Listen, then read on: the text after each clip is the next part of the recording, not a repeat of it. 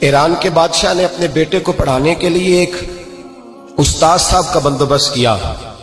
استاد صاحب کو کہا کہ میرے بچے کو دین پڑھائیے، میں چاہتا ہوں کل اس نے عنان حکومت کو سنبھالنا ہے تو یہ دین سے آگاہ ہو جائے، اس کو کچھ سکھائیے، پڑھائیے۔ بہت نیک بزرگ بڑے درویش عالم پڑھانے لگے، اسباق مکمل ہو گئے، دین کے اسباق قرآن مجید پڑھایا، احادیث طیبہ کا درس دیا، اصول فقہ سے روشناس کرایا۔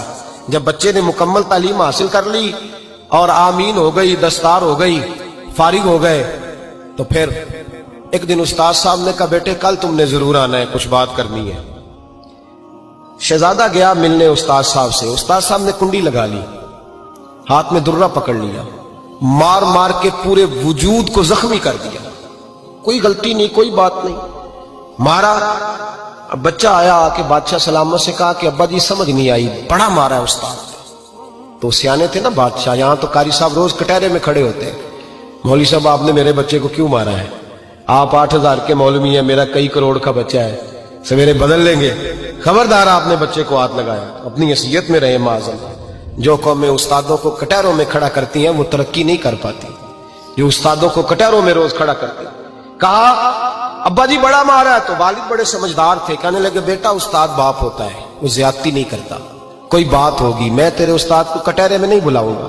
اماں سے بات کی، اماں کہنے لگی بیٹا میں تیرے باپ سے کیسے بات کروں، ڈر آتا۔ وقت گزر گیا، 22 سال بیت گئے، 22 سال گزر گئے، بادشاہ کا انتقال ہوا، شہزادہ تخت پہ بیٹھا، پہلا حکم یہ دیا کہ میرے استاد کو بلاؤ، پہلا حکم۔ استاد جی بوڑھے ہو گئے تھے، چھڑی کے اوپر ٹیک لگا کے آئے اور بھویں سفید ہو کے جھک گئی تھیں، یوں آنکھ کھول کے بڑی مشکل سے دیکھا، کہنے لگے شہزادے حکم ہو۔ کب میں شہزادہ نہیں، اب میں بادشاہ بن گیا ہوں۔ استاد جی 22 سال بیت گئے، آپ نے مارا تھا، پر وہ درد چونکہ زیادتی کی تھی، میرا قصور کوئی نہیں تھا، تو نہ میری روح سے درد گیا ہے نہ میرے جسم سے گیا ہے، میں بے اختیار تھا، پوچھ نہیں سکتا تھا، آج با اختیار ہوا ہوں۔ سب سے پہلے پہلا حکم آپ کو دیا، بلایا ہے، بتائے کیوں مارا تھا، کیوں مجھے مارا تھا، میری زیادتی بتائے۔ تو استاد، بوڑھے استاد کی آنکھیں آنسوں سے بھر گئیں، کہنے لگے بیٹے بس آج کے دن کے لیے مارا تھا، یہ جو دن آ گیا نا میری زندگی میں اس لیے مارا تھا، یہ میں چاہتا تھا میری زندگی میں وقت ہے، آج کے بس میری مراد پوری ہو گئی۔ کہا صاحب کس لیے، مجھے بھی سمجھائے۔ آپ فرمانے لگے کتنی دیر ہو گئی تجھے مار کھائے ہوئے، کتنا زمانہ بیت گیا؟ کہنے لگا 22 سال۔ فرمایا زخم بھولے تو نہیں، درد ختم تو نہیں ہوئی، تمہیں بات ایک منٹ کے لیے بھی تمہارے حافظے سے محو تو نہیں ہوئی؟ کہا استاد جی روز رات کو یاد آتی، روز خیال آتا تھا۔